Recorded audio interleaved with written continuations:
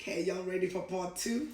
So where we left off, there's been a decree where they're gonna on a certain date they're going to murder, or they're going to like lights out all the Jewish people in where they are in Persia now, and the king of Persia has made the decree.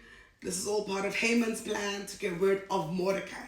Can I just say this is also that he can get rid of Mordecai, because Mordecai is almost like it's something that he fights against. So anyway, so then Esther has decided. Esther says one of her famous lines, Mordecai's famous line. I think people know it all over the place, where he says, "You were born for such a time as this." And Esther's famous line is, "If I die, I die. Like I'm gonna do this, and if I die, I die."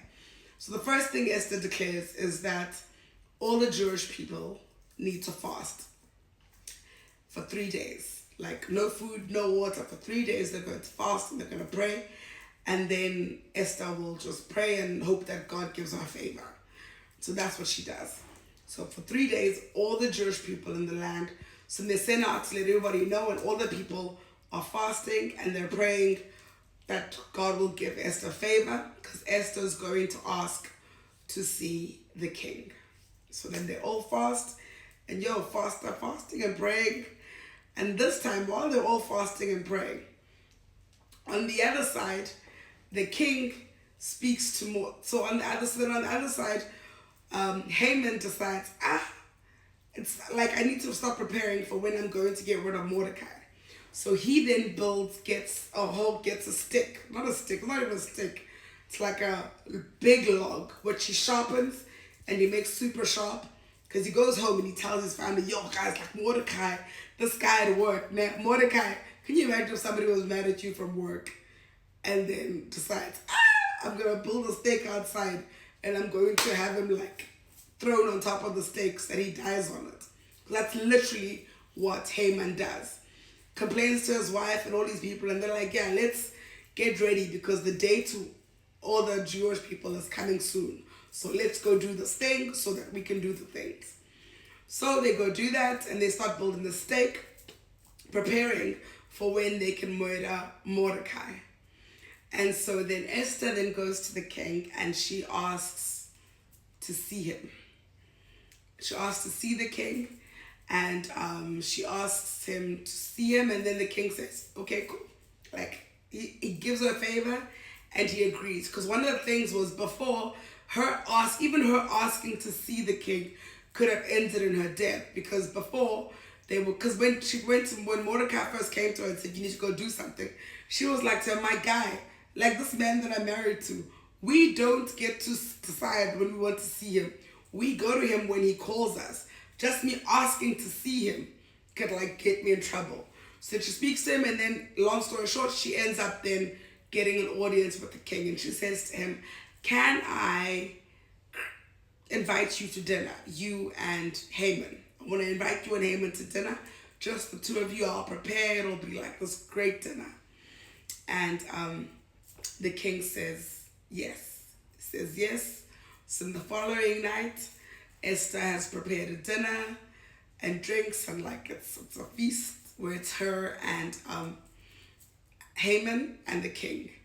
And then that night, the king says to her, "Tell me what you want. Like, tell me whatever you want. Up to half of my kingdom you can have." And then she says, "Can I have one more night like this? I want to invite you to another dinner, and I'll tell you tomorrow." That night, while this is happening, the king is enjoying. Haman is also enjoying, because he's being invited to dine with the king and the queen. Like, he's out here enjoying himself.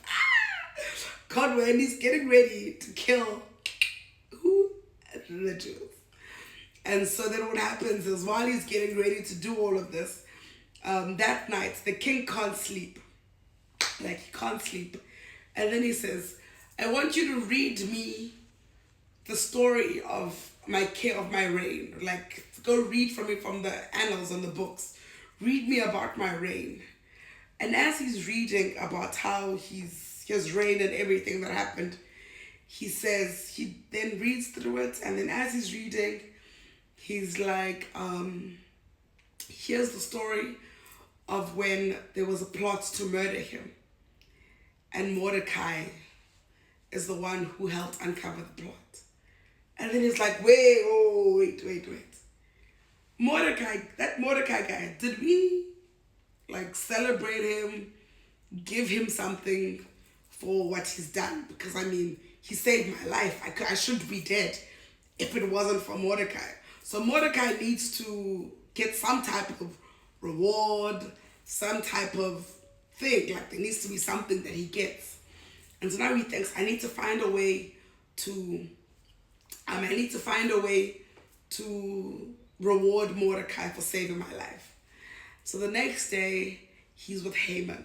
And he's like to Haman, if there was a man that the king just wanted to honor, like I just want to honor this person, I want to just show my appreciation for him, because like I couldn't do this without him. Like this guy's very important. So now Haman obviously thinks it's about himself.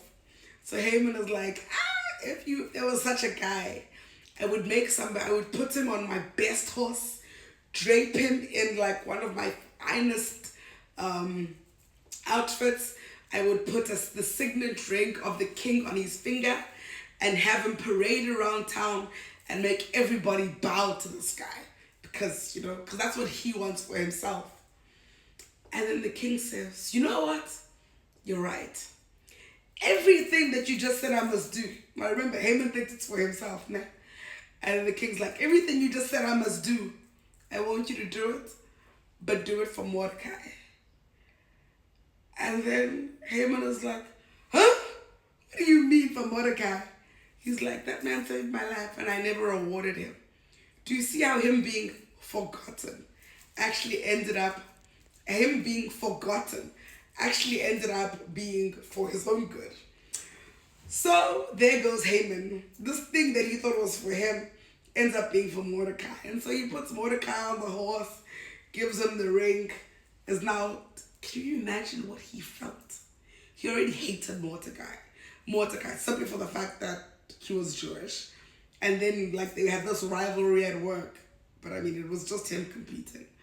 So then now he has to prance this man around so everybody can see him. Out here in his fields. But prances him around. And then that night they have dinner with Esther again. And once again, Esther's like, I'll tell you everything that I want tomorrow. So now he goes home. He's mad. Because now he had to go and, take Mordecai. Mordecai got the king's welcome that he thought he deserved. So now he's boiling. So now they're ready sharpening the, what's it called? And it's not a stick. I forgot the name of the thing. But the big bowl where they plan on impaling Mordecai on when it's the day to kill the Jews. And that is where we're going to end part 2. We're going to finish this in the next one, I promise.